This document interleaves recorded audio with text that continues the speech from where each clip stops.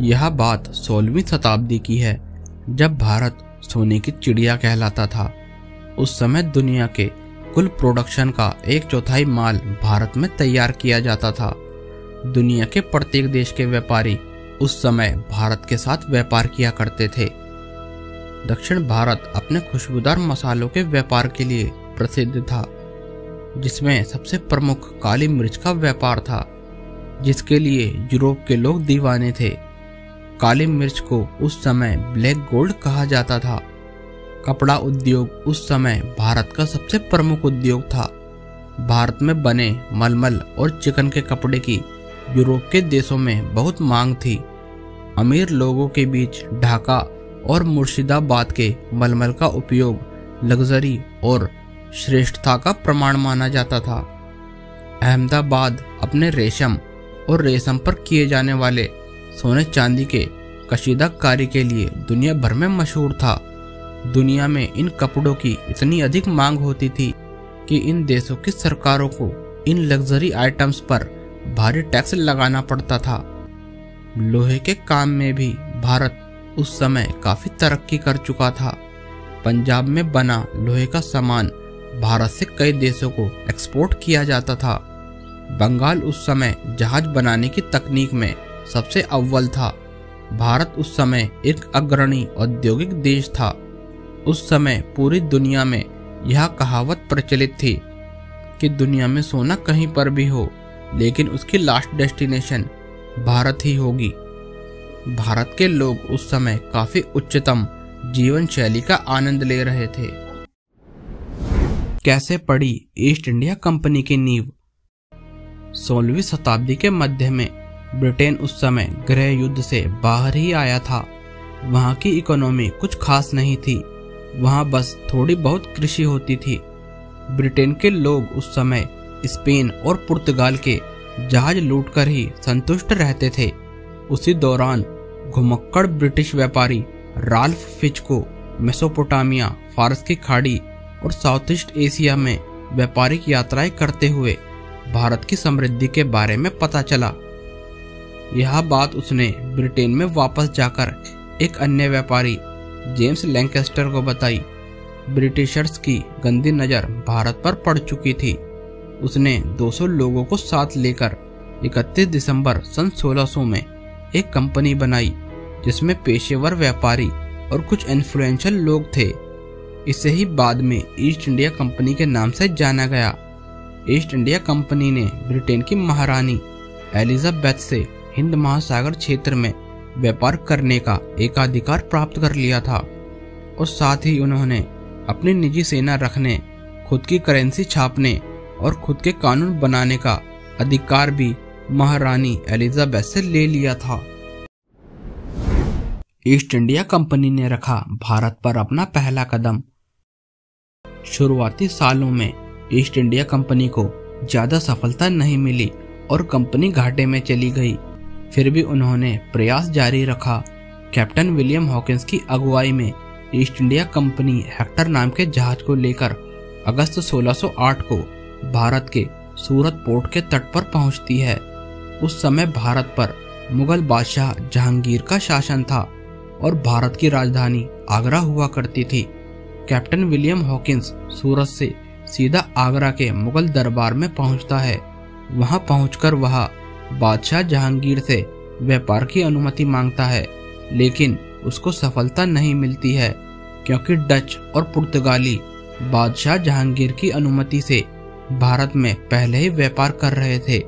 इसके बाद captain William Hawkins ने ब्रिटिश संसद को एक पत्र लिखा और डिप्लोमेट थॉमस रो को भारत में शाही दूत के रूप में भेजने की पेशकश की। इस मांग को ब्रिटिश संसद ने मान लिया। सर थॉमस रो एक बहुत ही चालाक व्यक्ति था। वह 1615 में मुगल राजधानी आगरा पहुंचता है। सबसे पहले वह मुगल बादशाह जहांगीर को महंगे उपहार भेंट करता है। ब्रिटेन से संबंध बनाना बादशाह जहांगीर की प्राथमिकता में नहीं था। 3 साल तक थॉमस रो के अनुनय विनय करने के बाद उन्हें कुछ सफलता मिलती है और बादशाह जहांगीर 3000 रुपए के सालाना टैक्स देने के एवज में उन्हें भारत में व्यापार करने की अनुमति दे देते हैं।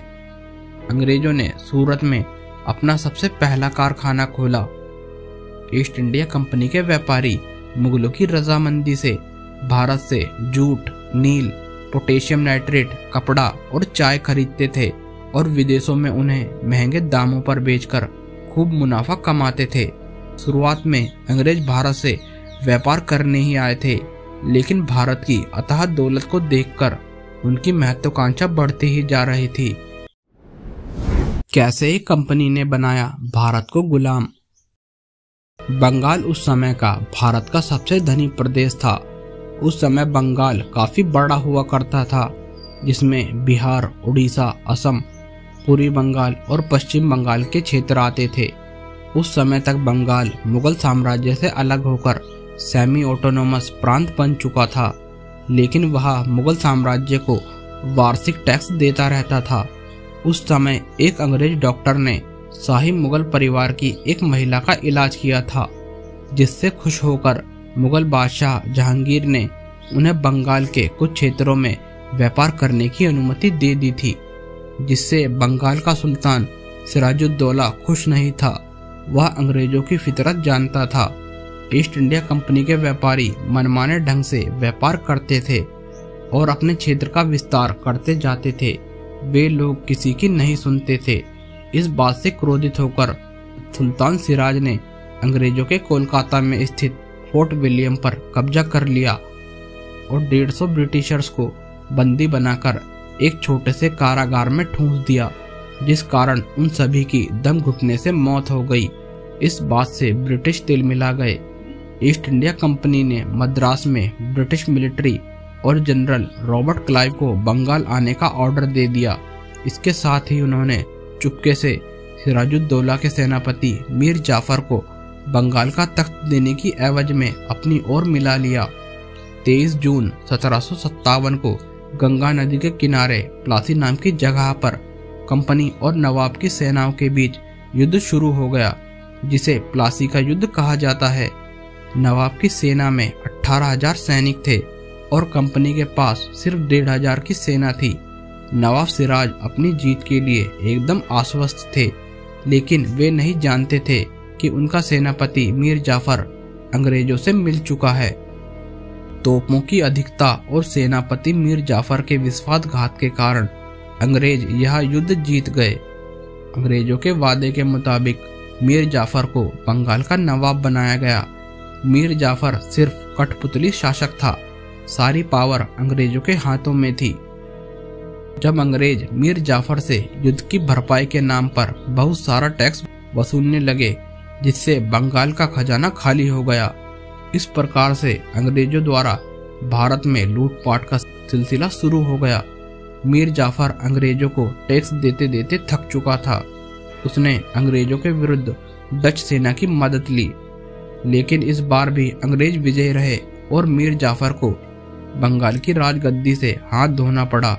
इसके बाद अंग्रेजों ने मीर जाफर के दामाद मीर कासिम को बंगाल का सुल्तान बनाया। अंग्रेज बंगाल से बहुत ही सस्ती कीमत पर सामान को खरीदकर पूरी दुनिया में महंगे दामों पर बेचते थे, जिससे बंगाल की अर्थव्यवस्था पूरी तरह से बर्बाद हो गई। मीर कासिम इस बात को जानता था। धीरे धीरे उसने चुपके से सेना इकट्ठी करनी शुरू कर दी, लेकिन जल्दबाजी में उससे एक गलती हो गई।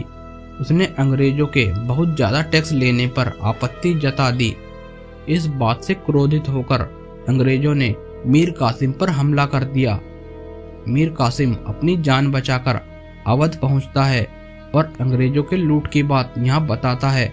अवध का सुल्तान और मुगल सुल्तान शाह आलम मिलकर सेना इकट्ठी करते हैं और अंग्रेजों से युद्ध लड़ते हैं। औद्योगिक क्रांति के कारण अंग्रेजों के हथियार बहुत ही आधुनिक और ताकतवर हो गए, जिस कारण मुगल और अवध की सेना की हार होती है। इलाहाबाद की संधि के तहत अंग्रेज बंगाल पर पूरी तरह से कब्जा कर लेते हैं और अवध प्रदेश पर भी उनका दावा हो जाता है। इसके बाद मुगल साम्राज्य भी बहुत ज्यादा सिकुड़ जाता है। अब मुगल सुल्तान सिर्फ अंग्रेजों की पेंशन पर अपना जीवन बसर करने लगा। इसके बाद लॉर्ड डलहौजी की विलय नीति आती है, जिसके तहत जिस राज्य का कोई पुरुष उत्तराधिकारी नहीं है उस राज्य पर कंपनी का राज होगा। प्लासी के युद्ध के परिणाम स्वरूप पूरे भारत पर गुलामी की नींव पड़ती है। वीडियो पसंद आए तो वीडियो को लाइक करें और कमेंट करके बताएं कि आप और किस बारे में वीडियो देखना चाहते हैं। चैनल को जरूर सब्सक्राइब करें और घंटे के आइकन को प्रेस करना ना भूलें, ताकि आप हमारी आगे आने वाली वीडियोस के नोटिफिकेशंस को मिस ना करें। मिलते हैं अगली वीडियो के साथ।